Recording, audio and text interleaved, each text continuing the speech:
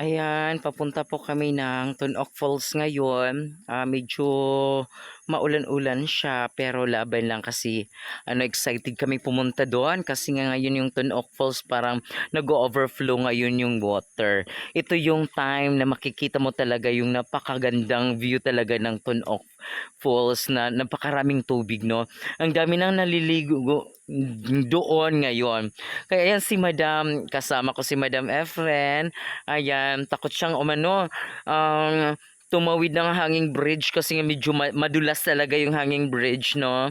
Ayan, kaya padahan-daan lang kami. Tapos, itong hanging bridge pa kamo, parang ano na, no? Ayan. Si Madam.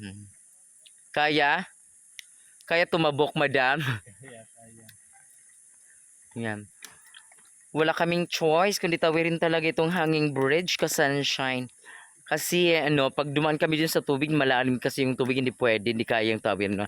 Kaya dito wala kaming choice, dito lang kami dumaan sa hanging bridge. Ito si Madam, kasi nga hindi takot siya, tumawid ng hanging bridge kasi nga daw madulas at saka parang baang-baang na yung yung tulay.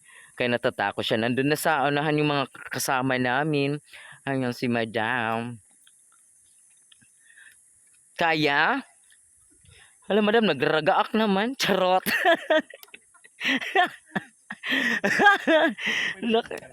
Ha?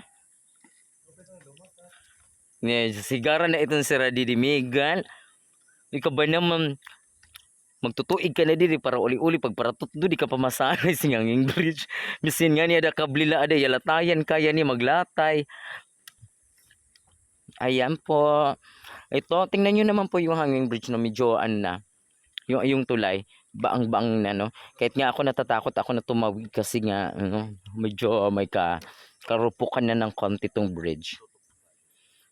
Ayan po yung tingnan nyo, hindi pwede kaming tumawid sa baba, sa ilog kasi nga malalim yung ilog, ayun, overflow pa kamo, ayan.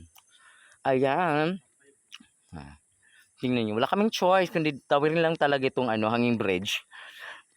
Pero sulit naman kahit medyo may pagka dito, may pagka very challenging ang pagtawid dito sa hanging bridge kasi pagdating mo naman doon sa Tunok Falls nila, makikita mo talaga yung view talaga at ang ganda ng falls talaga kasi ayan.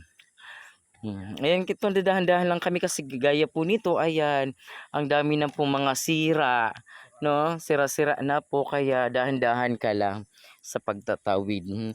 Lalo na ngayon umuulan, kailangan talaga dahan-dahan ka lang. Pero so far si Madam, malapit na siyang bumaba din para